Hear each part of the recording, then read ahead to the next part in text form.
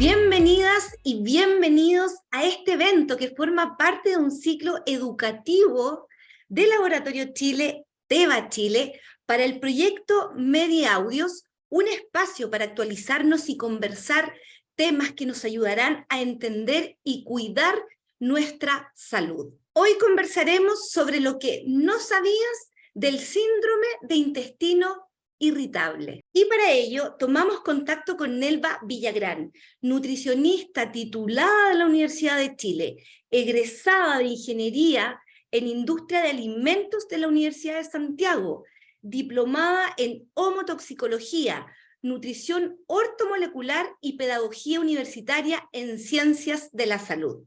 Nelva, muchas gracias por acompañarnos. Muchas gracias por invitarme. Estoy encantada de compartir conocimientos con ustedes.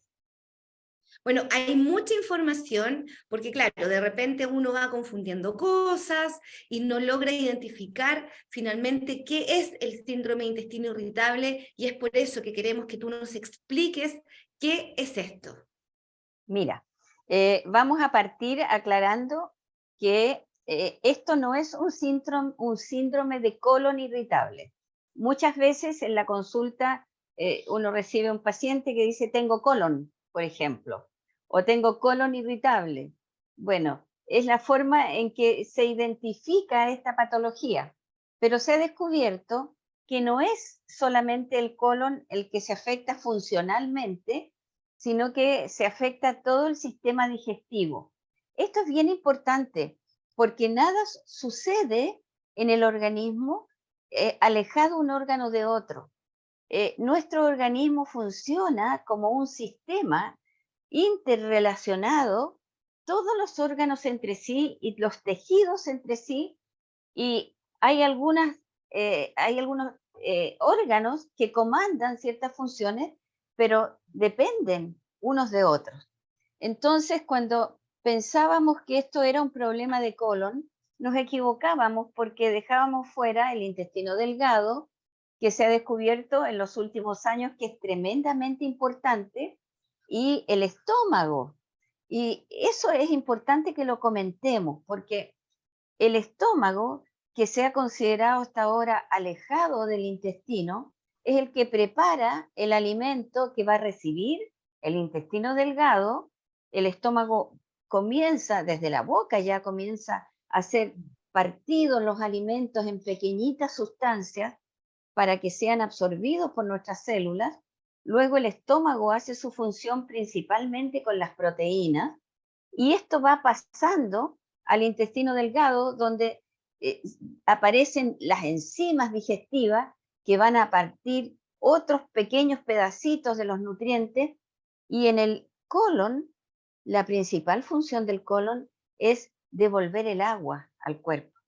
Ya llega entonces esta masa en forma de quimo, una masa líquida, y en el colon la principal función era, hasta hace poco, era la absorción de agua. Sin embargo, oh sorpresa, a fines del siglo pasado se descubre que hay una serie de poblaciones de microorganismos en nuestro intestino, y más aún, se descubre que somos un holobionte. Un holobionte significa que somos un ser, una estructura viva compuesta en forma dependiente directamente de dos masas de seres vivos, microorganismos y células humanas. Incluso se ha llegado a decir que somos 90% más microorganismos desde el punto de vista de los genes que células humanas. Entonces no podemos dejar de hablar de este tema, de esta masa de microorganismos que le llamamos microbiota. Cuando esto funciona mal, eso se llama disbiosis. Perfecto. Nelva, y en ese sentido, por ejemplo, claro, uno como no sabe, va directamente a un médico, al gastroenterólogo, te hace el examen y dice, no, está todo normal, pero no dejas de sentir la incomodidad, el dolor. Hay mucha gente que comete el error de tomarse el remedio que le recomendaron para deshincharse, etc. Pero esto es una espiral. Entonces, ¿cómo podemos orientar a quienes nos están escuchando para poder seguir el camino correcto? Mira, según la medicina actual, oficial, esta es una patología que es crónica, no tiene mejoría. Lo que puede hacer la medicación es atacar los síntomas en forma momentánea.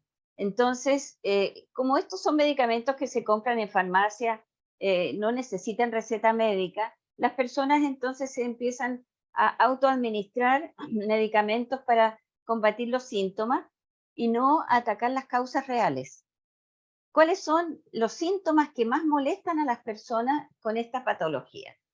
Ay, que estoy hinchada, que como algo y siento una sensación como que he comido demasiado, sensación excesiva de plenitud, cólicos, alteraciones de las deposiciones tanto en textura, por ejemplo, hay intestino irritable que produce estreñimiento, hay intestino irritable que produce diarrea, y hay un intestino irritable que se llama espástico, en que se combina la diarrea con el estreñimiento casi al mismo tiempo. Entonces, el paciente va a ser tratado de distinta manera dependiendo de sus condiciones propias, individuales.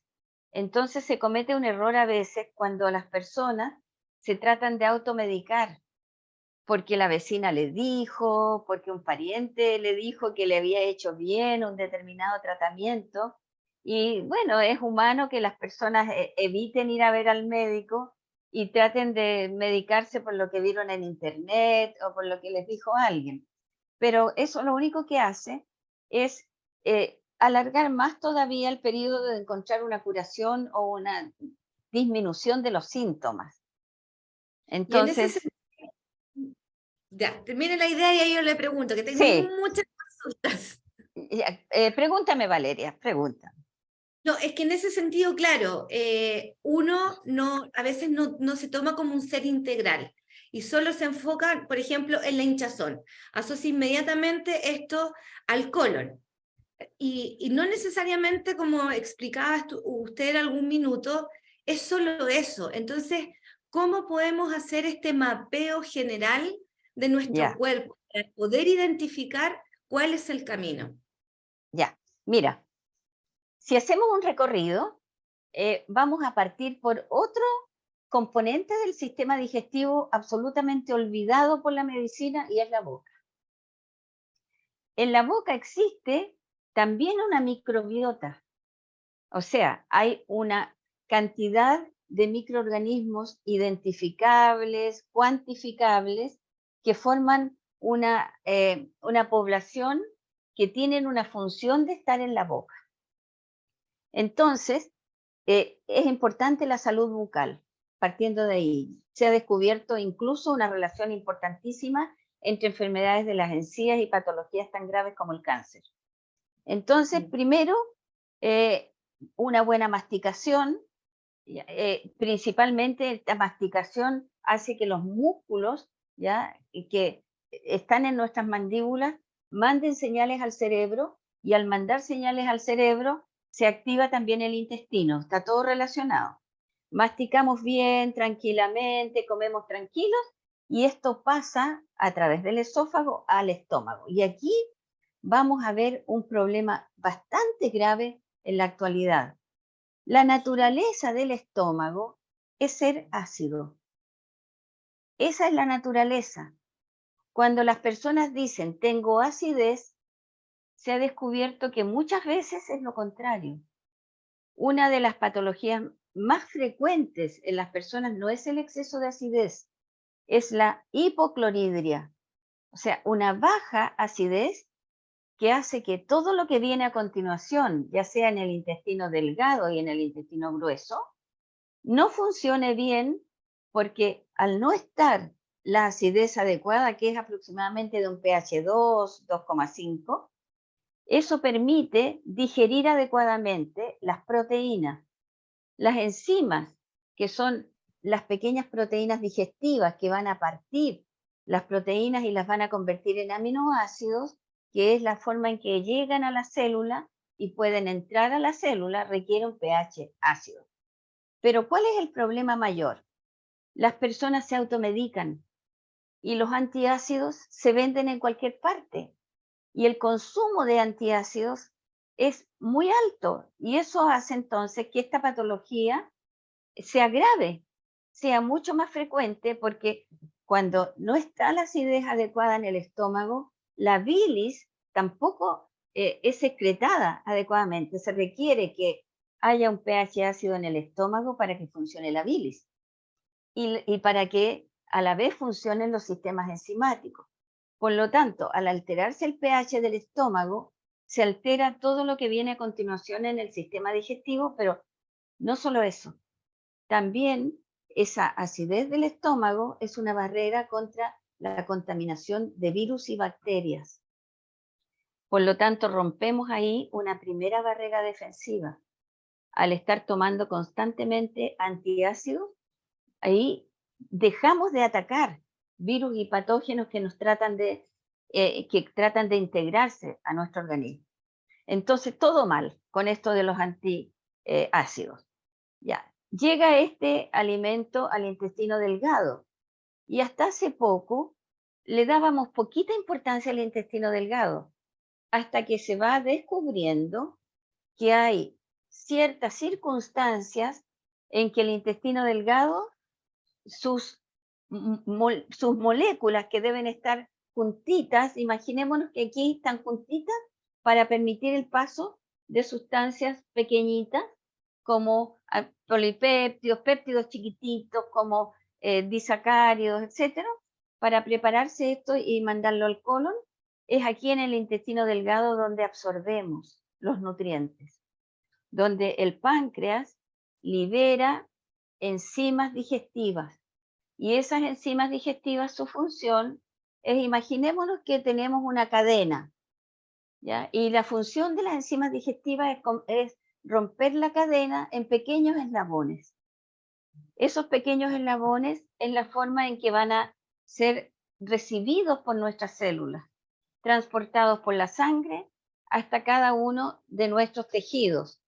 Si no logramos que estas enzimas dividan estos nutrientes más grandes en pequeñas partículas, vamos a tener un problema en el paso de estas sustancias a través del intestino delgado a la sangre. Y entonces estos espacios se agrandan, se producen huecos, se producen espacios muy grandes. Al pasar, al haber este problema, que se llama intestino permeable, pasan toxinas fácilmente hacia la sangre, pasan algunas sustancias de los mismos microorganismos que no debieran pasar, como lipopolisacáridos, por ejemplo, o como incluso algunos microorganismos completos.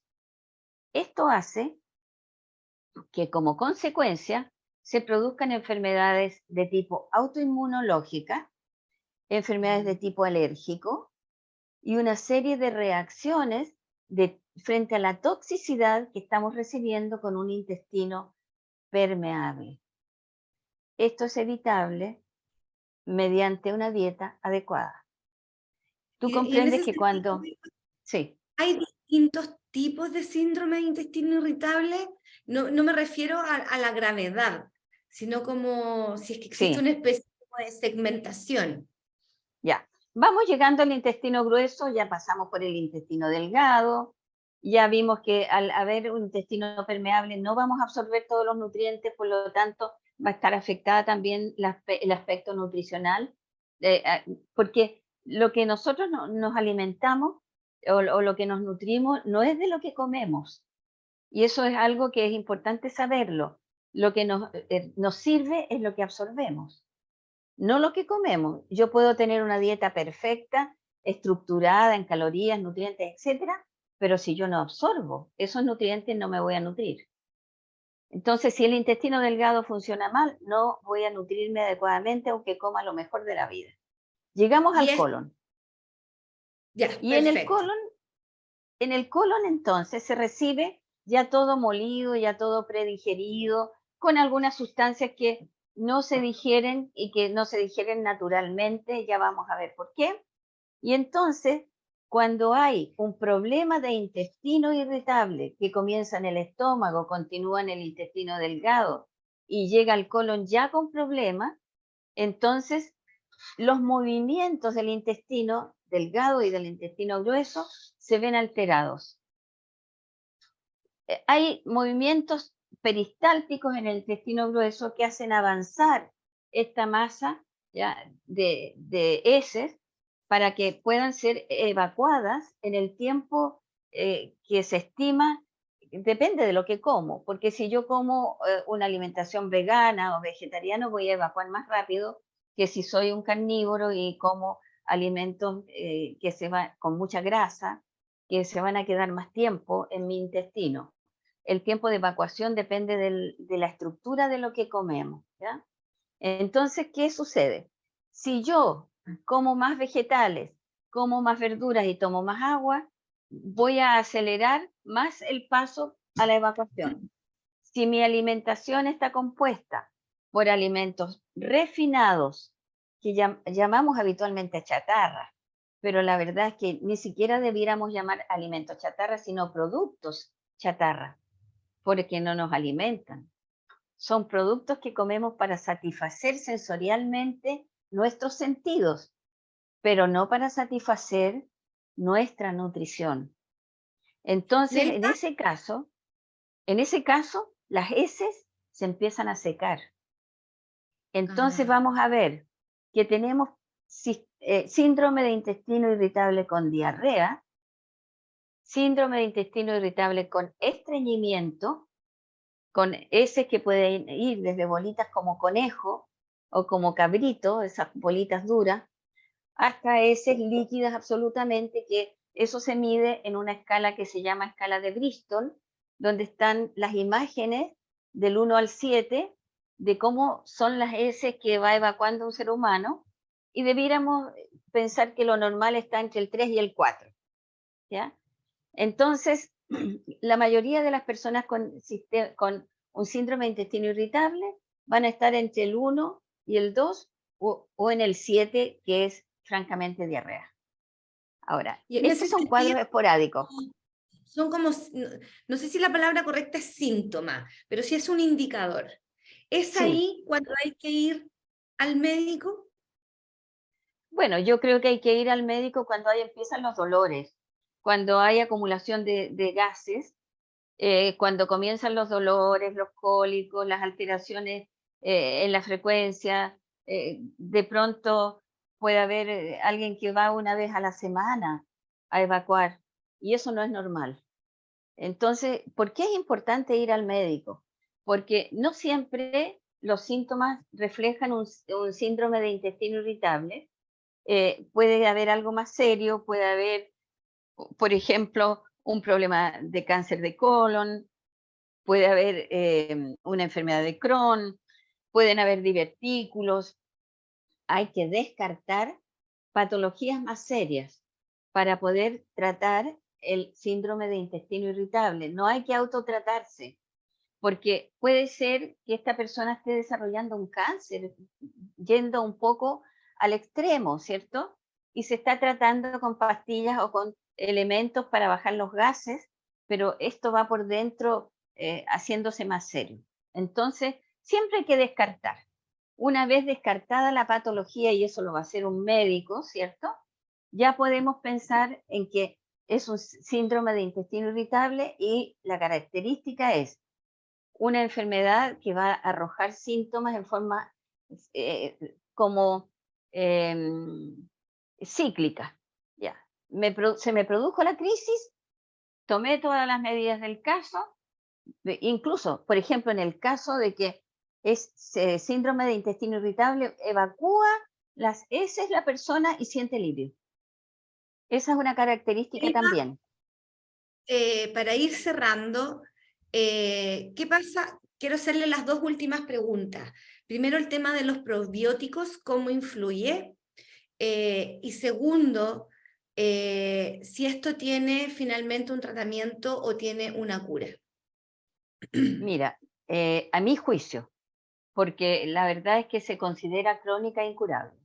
Pero a mi juicio y mi experiencia con mis pacientes, con un buen tratamiento de probióticos y con un buen tratamiento de prebióticos, además un tratamiento con las emociones, porque esta es una enfermedad en que el sistema nervioso central y el sistema nervioso entérico también van a estar alterados. Es una patología que hay que tratar desde el punto de vista de las emociones y de la mente, de la nutrición y también de la restauración de la microbiota.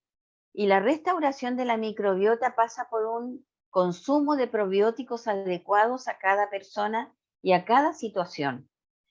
Y prebióticos, ¿qué es un prebiótico? Es el alimento de estas bacterias o arqueas o microorganismos que se llaman probióticos.